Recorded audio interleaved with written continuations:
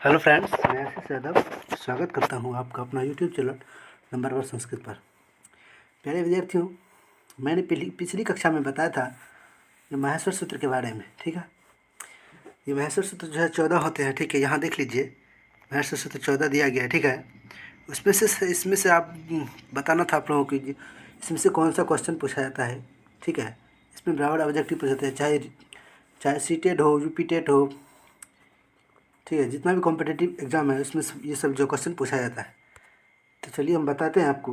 सबसे पहले ये 14 माहेश्वर सूत्र है। सबसे पहले देखिए यहाँ, इसमें देखिए क्या है। यहाँ देखिए 1 से लेकर कहाँ 4 तक दिया गया है। ये देखिए ना, अ ई उ न, है ना, री ली री ए ओंग। ठीक है, अयोच, ये क्या है? ये स्वर वर्ण। ये क्या है? स्वर वर्ण। ये क्या है? स्वर वर्ण। ये जो वर्ण है स्वर वर्ण है। उसके बाद यहाँ देखिए 5 नंबर में दिया गया है ह य व र ट। ठीक है, और उसके बाद लन। ये क्या है? अंतःस्थ वर्ण। अंतःस्थ वर्ण कितने हैं? अंतःस्थ वर्ण कितने? ये जो अंतःस्थ वर्ण है। ठीक है, उसके बाद है लास्ट में नीचे दिया गया है, नीचे है क्या?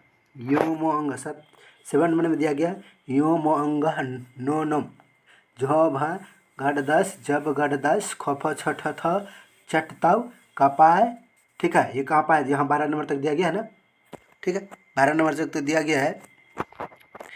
ये जो है ये स्पर्श वर्ण। स्पर्श वर्ण तो स्पर्श वर्ण संख्या कितनी टोटल देखिएगा? 25 होंगे। ठीक है, स्पर्श वर्ण कितनी होती है? 25 है। ठीक है, स्पर्श वर्ण संख्या 25 है।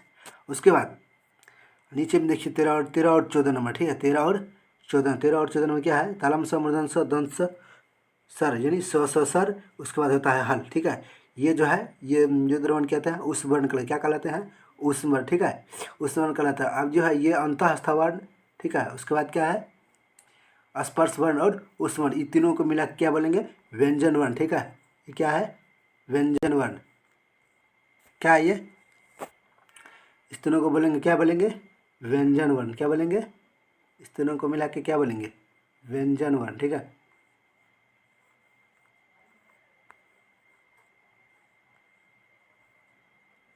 व्यंजन वर्ण। ठीक है, ये क्या बोलेंगे? व्यंजन वर्ण। ठीक है, अभी जैसे ही हम प्रश्नोत्तरी कराएंगे, ठीक है, इसमें से देखिएगा क्वेश्चन रहेगा आप लोग। ठीक है, चलिए यहाँ देखते हैं संस्कृत। देखिए आप क्वेश्चन लाए आप सबों के बीच संस्कृत का। ठीक है, क्वेश्चन लाया हूँ संस्कृत का। ठीक है, कहते माहेश्वर सूत्र से प्रश्न एवं उनके उत्तर यहाँ दिया गया है। ठीक है, सबसे पहले देखिए फर्स्ट नंबर में क्वेश्चन क्या है। ये क्वेश्चन जो बार बार पूछा जाता है सब। ठीक है, माहेश्वर सूत्र से जो पढ़ाए थे आप लोगों को, ये सब क्वेश्चन है। फर्स्ट क्वेश्चन क्या है? कहते हैं महर्षि पाणिनि ने संस्कृत का व्याकरण बनाने की इच्छा से किस देवता की घोर तपस्या की थी? आप लोगों को हम पढ़ाए थे जो है किस किसकी तपस्या की थी? महर्षि पाणिनि जो है तपस्या करे थे, तब भगवान महर्षि कहते हैं महर्षि पाणिनि जो है तपस्या जब कर रहे थे तो भगवान कौन आए थे? भगवान शिव जो है प्रसन्न करने के लिए क्या कहते हैं? डमरू बजाए थे ना। ठीक है, इसमें आंसर क्या कहते हैं? महर्षि पाणिनि ने संस्कृत का व्याकरण बनाने की इच्छा से किस देवता की घोर तपस्या की थी? इसका आंसर क्या हो जाएगा? शिव देवता की। ठीक है, शिव भगवान की तपस्या की थी। और क्या हो जाएगा? शिव। चलिए नेक्स्ट क्वेश्चन है महर्षि पाणिनि की तपस्या से, दूसरा नंबर का क्वेश्चन है महर्षि पाणिनि की तपस्या से प्रसन्न होकर शिवजी ने क्या किया? ठीक है, जब महर्षि पाणिनि जो है तब महर्षि पाणिनि तपस्या कर रहे थे। ठीक है, जब भगवान तपस्या जो कर रहे थे तब जो है तपस्या से प्रसन्न होकर शिवजी, तब जो है शिवजी क्या किए? तब शिवजी क्या किए थे? उसे नृत्य के साथ, तब शिवजी क्या किए थे? नृत्य के साथ डमरू को बजाए थे। कहते हैं नृत्य के साथ डमरू को बजाए थे। ऑप्शन क्या हो जाएगा? नृत्य के साथ डमरू को बजाए थे। ठीक है, ऑप्शन नंबर क्या हो जाएगा? सी। ऑप्शन नंबर क्या हो जाएगा? सी, नृत्य के साथ डमरू को बजाए थे। चलिए नेक्स्ट क्वेश्चन है प्रसन्न होकर, तीसरा क्वेश्चन है प्रसन्न होकर भगवान शिव जी ने कितनी बार डमरू बजाया था? कितनी बार डमरू बजाए थे? आपको हम बताए थे कितने बार डमरू बजाए थे? प्रसन्न होकर 14 बार डमरू। कितने बार बजाए थे? 14 बार डमरू को बजाए थे। कितने बार? 14 बार। ठीक है, ऑप्शन नंबर क्या आ जाएगा? डी। कितने बार डमरू बजाए थे? 14 बार डमरू बजाए थे। ठीक है, चलिए नेक्स्ट क्वेश्चन है 14 नंबर का क्वेश्चन है, 4 नंबर का क्वेश्चन दिया गया भगवान माहेश्वर के डमरू से उत्पन्न होने के कारण इन्हें क्या कहा जाता है? जब भगवान शंकर जो है डमरू बजा रहे थे तब जो आवाज़ निकली थी, ठीक है, ध्वनि लगी थी, क्या कहे थे उसको हम क्या कहेंगे? महेश्वर सूत्र क्या कहा जाता है? महेश्वर सूत्र भी कहा जाता है, ठीक है। क्या कहा जाता है उसे? महेश्वर सूत्र भी कहा है, महेश्वर सूत्र कहा जाता है। ऑप्शन नंबर क्या हो जाएगा? ऑप्शन नंबर ए यानी माहेश्वर सूत्र हो जाएगा। चलिए नेक्स्ट क्वेश्चन की ओर देखते हैं। नेक्स्ट क्वेश्चन है माहेश्वर सूत्र का अपर नाम। अपर में होता है दूसरा, ठीक है। माहेश्वर सूत्र का अपर नाम क्या है? माहेश्वर सूत्र का अपर नाम क्या है? ठीक है, माहेश्वर सूत्र का अपर नाम एक माहेश्वर सूत्र हो गया, शिव सूत्र भी कहते हैं। वर्ण समानमय सूत्र होता है, उसके बाद उपर्युक्त सभी, यानी इसमें ऑप्शन नंबर क्या हो जाएगा? Option number D. सभी के तीनों सूत्र के नाम से अपर इतना नाम है इसका, ठीक है। इसका कितना नाम है? 3 नाम है, ठीक है। चलिए नेक्स्ट क्वेश्चन देखते हैं। छठा क्वेश्चन है अ इ उ न री लिरिक, ठीक है, आदि से 14 सूत्र हैं, इसीलिए इन्हें क्या कहा जाता है? ये जो 14 सूत्र बनाया गया, इसीलिए इसे क्या कहेंगे? चतुर्दश सूत्र, चतुर्दशानी सूत्र या चतवारी सूत्र, उपर्युक्त सभी क्या कहेंगे? चतुर्दश। चतुर्दश का होता है संस्कृत में दिया, चतुर्दश का होता है 14, ठीक है, इसीलिए, ठीक है। इस ऑप्शन नंबर क्या हो जाएगा? ऑप्शन नंबर ए हो जाएगा, ठीक है। ऑप्शन नंबर ए हो जाएगा, ठीक है। चलिए नेक्स्ट क्वेश्चन है भगवान शिव के डमरू से निकलकर पाणिनि को क्या प्राप्त हुआ? जब भगवान शिव जो डमरू बजा रहे थे तो पाणिनि को क्या प्राप्त हुआ? पाणिनि ने क्या प्राप्त किए? उससे क्या जानकारी लिए? शिव सूत्र, माहेश्वर सूत्र, चतुर्दश सूत्र, उपर्युक्त सभी। ये जो है शिव सूत्र भी प्राप्त उसको कहते हैं, महेश्वर सूत्र को कहते हैं, महेश्वर सूत्र भी है, ठीक है। क्या है? कहते हैं भगवान शिव के डमरू, कहते हैं भगवान शिव के डमरू से निकलकर पानी को क्या प्राप्त होता है? शिव सूत्र भी, महेश्वर सूत्र और चतुर्दश सूत्र, उपर्युक्त सभी। कहते हैं ये जो है शिव सूत्र, महेश्वर सूत्र का नाम है, और महेश्वर सूत्र भी है, यहाँ चतुर्दश 14 सूत्र, ठीक है, उपर्युक्त सभी। ऑप्शन नंबर क्या हो जाएगा? डी यानी उपर्युक्त सभी। चलिए नेक्स्ट क्वेश्चन को देखते हैं। भगवान शिव के डमरू से जो सूत्र निकले, यह 14 सूत्र किसे सुनाई पड़ा? जब भगवान डमरू जो बजाए थे, यह किसे सुनाई पड़ा? ब्रह्मा को, नारद को, गणेश को या पाणिनि को? कौन कौन वहाँ थे? पाणिनि थे, ठीक है। इसलिए ऑप्शन नंबर क्या हो जाएगा? Option number D. क्या है? ऑप्शन नंबर डी हो, यानी पाणिनि को प्राप्त हो, यानी ऑप्शन नंबर क्या हो जाएगा? डी, पाणिनि को सुनाई पड़ी। चलिए नेक्स्ट क्वेश्चन ये कर देखते हैं। माहेश्वर सूत्रों की संख्या कितनी है? चलिए सबसे आसान क्वेश्चन है, माहेश्वर सूत्रों की संख्या कितनी है? ठीक है, माहेश्वर सूत्र संख्या कितनी है? 14। आप लोग बताए थे ना महेश्वर सूत्र संख्या कितनी है? 14। ऑप्शन नंबर क्या हो जाएगा?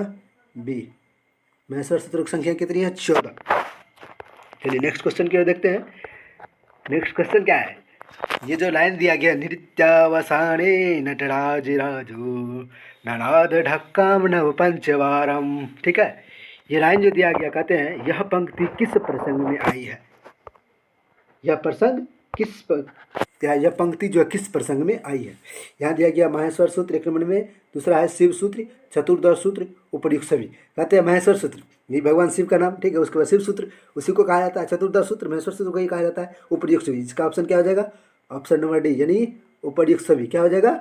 ऑप्शन नंबर डी यानी उपर्युक्त सभी, ठीक है, ऑप्शन नंबर डी हो जाएगा। नेक्स्ट क्वेश्चन कर सकते हैं। 11 नंबर का क्वेश्चन है, माहेश्वर सूत्रों के अंतर्गत कितने सूत्रों में स्वरों की गणना की गई? चलिए हम बताए थे अभी पीछे ही बताए थे, माहेश्वर सूत्रों के अंतर्गत कितने सूत्रों की में स्वरों की गणना, स्वर की संख्या कितनी है?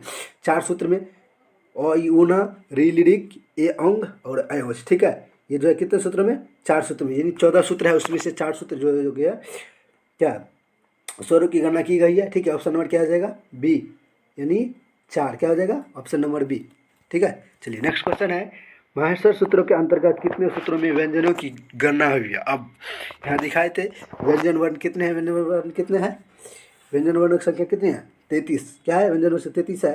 यहाँ कहते हैं सबसे पहले 14 जो माहेश्वर सूत्र दिया गया था, उसमें से आप 4 तो स्वर वर्ण हो गए, अब बच गया व्यंजन, कितना बचा? 10 बचा ना। यहाँ दिया गया ऑप्शन में क्या? ऑप्शन में दिया गया 4, उसके बाद 8, उसके बाद 10, 11। क्या ऑप्शन नंबर क्या आ जाएगा? ऑप्शन नंबर सी हो जाएगा 10, ठीक है। ऑप्शन नंबर क्या आ जाएगा? सी, यानी ऑप्शन नंबर क्या आ जाएगा? सी 10, ठीक है। क्या आ जाएगा? 10। व्यंजन वर्ण की गणना कितने? 10, ठीक है। चलिए नेक्स्ट क्वेश्चन की ओर देखते हैं। चतुर्दश सूत्रों में इत्संज्ञक वर्णों की कितने संज्ञक थे? इत्संज्ञक, चलिए हम पिछले वीडियो में बताए थे इत्संज्ञक। इत्संज्ञा क्या होता है? ठीक है, बताए थे इत्संज्ञा कहते हैं। इत्संज्ञा किसे कहा जाता है? कहते हैं इत्संज्ञा इस संज्ञा किसे कहता है? कहते हैं उपर्युक्त, ये जो 14 सूत्र दिया गया, 14 सूत्र में प्रत्येक का अंतिम जो है हलन चिन्ह युक्त जो है ये सब क्या है? इत संज्ञा है। ठीक है, इसे ही इत संज्ञा कहेंगे। ठीक है, इत संज्ञा कहेंगे। कहते हैं इत संज्ञा का वर्ण कितनी है? इत संज्ञा कितनी है? कितना है इत संज्ञा? प्रत्येक हलंत वाला जो होता है कितना है? ऑप्शन नंबर क्या आ जाएगा? सी, यानी 14। ठीक है, ऑप्शन नंबर सी। ठीक है, चलिए नेक्स्ट क्वेश्चन की ओर देखते हैं। माहेश्वर सूत्रों में किस व्यंजन वर्ण की 2 बार गणना की जाती है? माहेश्वर सूत्र में किस व्यंजन वर्णों की 2 बार गणना की जाती है? व्यंजन वर्णों की गणना की जाती है। यहाँ देखिए व्यंजन वर्ण 1 से लेकर 4 तक ये स्वर वर्ण आता है, उसके बाद व्यंजन वर्ण आता है। ठीक है, व्यंजन वर्ण जो आता है इसमें देखिए ह जो आता है एगो हाइब्रिड आता है, उसके एगो नीचे में आता है हल। ठीक है, इसीलिए ऑप्शन नंबर क्या हो जाएगा? ऑप्शन नंबर बी हो जाएगा, यानी हल।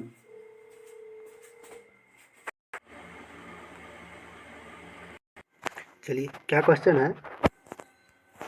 14 का 15 का नंबर का क्वेश्चन है। कहते हैं कि माहेश्वर सूत्रों के विषय में सत्य कथन नहीं है। सत्य कथन कहते हैं सर्वप्रथम स्वर्ण वर्ण आता है, उसके बाद 5वें 6ठे सूत्र अंतस्थ वर्ण ये भी आते हैं। ठीक है, अब है वर्गीय व्यंजनों में सर्वप्रथम पंचमा अक्षर कहते हैं वर्ग। वर्ग में जो है क वर्ग च वर्ग ये सब होता है। पंचमा अक्षर कौन सा? व्यंजन वर्ण आता है, ये व्यंजन वर्ण आता है। लेकिन यहाँ देखिए 10वें सूत्र में अचवर्ण, अचवर्ण जो पहले सूत्र में आता है, स्वर में ही आता है। उसके बाद अंत ये भी सही है और ये गलती है। ठीक है, ऑप्शन नंबर क्या आ जाएगा? D answer. ठीक है, चलिए नेक्स्ट क्वेश्चन देखते हैं। महेश्वर सूत्र में हकार का 2 बार प्रयोग किया जाता है। महेश्वर सूत्र में हकार का प्रयोग 2 बार क्यों किया जाता है? महेश्वर सूत्र में हकार का प्रयोग 2 बार क्यों किया जाता है? अट और सल प्रत्याहार के लिए। किस चीज़ के लिए? अट और सल प्रत्याहार के लिए। ऑप्शन नंबर क्या आ जाएगा? ये ऑप्शन नंबर ए आ जाएगा, अट और सल प्रत्याहार के लिए हकार और क्या कहते हैं हकार का 2 बार प्रयोग किया जाता है। चलिए कहते हैं नेक्स्ट क्वेश्चन है 17 का। उपदेश की अवस्था में जो अंतिम हल वर्ण होता है उसकी कौन सी संज्ञा होती है? उपदेश अवस्था में जो हल वर्ण होता है उसकी कौन संज्ञा होती है? सबसे पहले देखिए उपदेश क्या होता है। उपदेश होता है धातु सूत्र और प्रत्यय आगम आदि जो त्रिमुनियों के द्वारा। त्रिमुनि कौन कौन थे? महर्षि पाणिनि, कात्यायन और एक मुनि थे, ये 3 जो मुनि थे। ठीक है, यही जो दिए गए थे। ठीक है, यही जो कहे थे, कहते धातु सूत्र प्रत्यय आगम आदि जो त्रिमुनियों के द्वारा कहे, ये जो धातु सूत्र प्रत्यय है ये सब जो बताए थे त्रिमुनि। ठीक है, उन्हीं को ही उपदेश कहते हैं, जो पहले से उपदेश दिए। कहते हैं उपदेश की अवस्था में जो अंतिम हल वर्ण होता है उसकी कौन सी संज्ञा होती है? कौन संज्ञा होती है? हल वर्ण होता है उसकी इत संज्ञा होती है। कौन सी वर्ण होती है? इत संज्ञा होती है। इत संज्ञा होती है, इत संज्ञा बताए थे ना, इत संज्ञा होती है हल वर्ण। हलंत वाला जो होता है उसकी इत संज्ञा। ऑप्शन नंबर क्या आ जाएगा? सी। चलिए नेक्स्ट क्वेश्चन है इत संज्ञा करने वाला सूत्र क्या? इत संज्ञा करने वाला सूत्र क्या है? इत संज्ञा करने वाला सूत्र क्या है? इत संज्ञा करने वाला सूत्र क्या है? चलिए यहाँ देखिएगा इत संज्ञा सूत्र में क्या है? हलंत्यम कहते हैं। हलंत्यम उपदेश अवस्था में जो अनुनासिक उसकी कहते हैं। उपदेश अवस्था में जो अनुनासिक होता है उसकी इत संज्ञा होती है। और उसके बाद हलंत्यम अंत में जो कहते हैं इत संज्ञा करने वाला सूत्र क्या होता है? हलंत होता है। हलंत वाला जो है इत संज्ञा होती है। ठीक है, इसीलिए ऑप्शन नंबर क्या आ जाएगा? ए। चलिए नेक्स्ट क्वेश्चन है उपदेश किसे कहते हैं? उपदेश सबसे पहले देखिए उपदेश क्या कहता है। उपदेश बताए ना, उपदेश कहते हैं। उपदेश अभी बताए थे महर्षि पाणिनि कात्यायन, यहाँ गलती दिया गया कात्यायन होगा, यहाँ गलती दिया गया है कात्यायन होगा, यहाँ गलती है कात्यायन होगा। क्या होगा? कात्यायन। महर्षि पाणिनि एवं कात्यायन और पतंजलि ने जिसका प्रथम बार उच्चारण किया, ये 3 व्याकरण। ठीक है, उसके बाद है उपदेश अद्य उच्चारणम, ये संस्कृत में दिया गया है। ठीक है, उसके बाद प्रथम बार पाठ किया गया जो त्रिमुनियों के द्वारा। त्रिमुनि कौन कौन थे? महर्षि पाणिनि, कात्यायन और पतंजलि, ये जो त्रिमुनि थे। ठीक है, उसी को उपर्युक्त सभी। ठीक है, उपर्युक्त सभी इसमें से ऑप्शन नंबर क्या हो जाएगा? ऑप्शन नंबर डी हो जाएगा। क्या हो जाएगा? ऑप्शन नंबर डी, उपर्युक्त सभी। चलिए नेक्स्ट क्वेश्चन की ओर देखते हैं। भू आदि धातु अयूण आदि सूत्र वार्तिक लिंग अनुशासन यह सब माने जाते हैं। क्या माने जाते हैं? यह सब जो है क्या माने जाते हैं? सूत्र माने जाते हैं, उपदेश माने जाते हैं, इत संज्ञा माने जाते हैं। यह सब क्या माने जाते हैं? उपदेश माने जाते हैं। उपदेश ही दिए थे ना, भू आदि धातु ये बताए थे, उपदेश के तहत धातु सूत्र और प्रत्यय सूत्र आगम ये आते हैं, इस क्या मानेंगे, इसको सूत्र मानेंगे। ठीक है, ऑप्शन नंबर क्या आ जाएगा, ऑप्शन नंबर क्या, ऑप्शन नंबर बी हो जाएगा। ऑप्शन नंबर क्या हो जाएगा, बी। ये नंबर गलती है, उपदेश के तो उपदेश का, तो ऑप्शन नंबर क्या आ जाएगा, बी। चलिए नेक्स्ट क्वेश्चन करते हैं। धातु सूत्र गणोनादि वाक्य लिंगानुशासनम, यह पंक्ति किस संदर्भ में कही गई, किसके संदर्भ में कही गई है, यह संदर्भ किसके संदर्भ में कही गई। यहाँ देखिए ऑप्शन क्या क्या दिया गया, ऑप्शन देखिए, ऑप्शन सही पता चलेगा। उच्चारण के संदर्भ में, उपदेश के संदर्भ में और सूत्र के संदर्भ में। सूत्र के संदर्भ में कहा गया, वाक्य के संदर्भ में नहीं, सूत्र के संदर्भ। ऑप्शन नंबर क्या हो जाएगा, ऑप्शन नंबर सी हो जाएगा। ठीक है, चलिए नेक्स्ट क्वेश्चन है। इत संज्ञक वर्ग का लोप करने वाला सूत्र, इत संज्ञक वर्ग का लोप करने वाला सूत्र क्या है।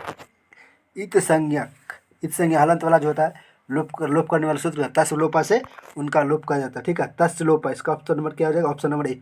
तस लोपा से उनका लोप कर दिया जाता है। ठीक है, ऑप्शन नंबर ए। जिस वर्ण की इत संज्ञा होता है उसका क्या होता है, उसका लोप होता है। अभी तो बताया ऊपर में, तस लोपा से उसका लोप करता है। जिसका इत संज्ञा होगा उसका तस लोपा से लोप कर दिया जाए। ऑप्शन नंबर डी हो जाएगा। ठीक है, ऑप्शन नंबर क्या हो जाएगा, डी। चलिए नेक्स्ट है। महान व्याकरणाचार्य पाणिनि संस्कृत की वर्णमाला को बांटा है कितने सूत्रों में बांटा है, 14 खंडों में। कितने खंडों में, 14 खंडों में बांटा है। चलिए यहाँ देखिए 14 खंड। ठीक है, कितने खंडों में बांटा है, 14 खंडों में। ऑप्शन नंबर सी हो जाएगा। महर्षि पाणिनि संस्कृत की वर्णमाला को विभाजित किया है कितने खंडों में, संस्कृत की वर्णमाला को कितने खंडों में विभाजित किया है, 14 खंडों में। महर्षि पाणिनि जो है, ये तो 14 सूत्र बने, यही है, 14 खंडों में विभाजित किया है पाणिनि। ठीक है, ऑप्शन नंबर ए हो जाएगा। चलिए नेक्स्ट क्वेश्चन है। माहेश्वर सूत्रों में से कौन सा वर्ण सूत्रांत में 2 बार प्रयुक्त हुआ है। चलिए सूत्रांत, यहाँ देखिए सूत्रांत यहाँ सूत्रांत क्या होता है, सूत्र के अंत में, सूत्र के अंत में 2 बार प्रयोग हुआ है। किसका प्रयोग हुआ है सूत्र के अंत में, सूत्र के अंत में किसका 2 बार प्रयोग हुआ है, न का, याद किया अयूना, एक न यह हुआ, एक लास्ट में था। ठीक है, यहाँ क्या आ जाएगा, न का 2 बार प्रयोग, किसका प्रयोग किया, 9 बार, न का 2 बार प्रयोग किया गया। ठीक है, 9 का 2 बार प्रयोग किया गया। ऑप्शन नंबर क्या आ जाएगा, डी। चलिए नेक्स्ट क्वेश्चन है। 27वां क्वेश्चन है। माहेश्वर सूत्रों की संख्या कितनी है। ये तो सबसे इजी क्वेश्चन है ना, माहेश्वर सूत्रों की संख्या कितनी है। ठीक है, माहेश्वर सूत्रों की संख्या कितनी है, ये जो है 2018 में क्वेश्चन पूछा गया। ठीक है, ये जो क्वेश्चन 2018 में पूछा गया है, माहेश्वर सूत्र संख्या कितनी, ये जो है 2018 में पूछा गया। ठीक है, माहेश्वर सूत्र की संख्या कितनी है, 14। ऑप्शन नंबर क्या आ जाएगा, बी। ये जो 26 नंबर का क्वेश्चन है, ये भी पूछा गया है कितने में, 2014 ईस्वी में पूछा गया। 26 नंबर का क्वेश्चन जो है, ये देखिए, ये 26 नंबर का क्वेश्चन है, ये भी 2014 में पूछा गया। ठीक है, 2014 में पूछा गया। चलिए यहाँ तक देखिए, आपका क्वेश्चन पूरा सॉल्व हो गया है। ठीक है, आप लोग जल्दी से इसका नोट्स भी बना लीजिएगा। ठीक है, और अपने दोस्तों को भी शेयर कर दीजिएगा ये।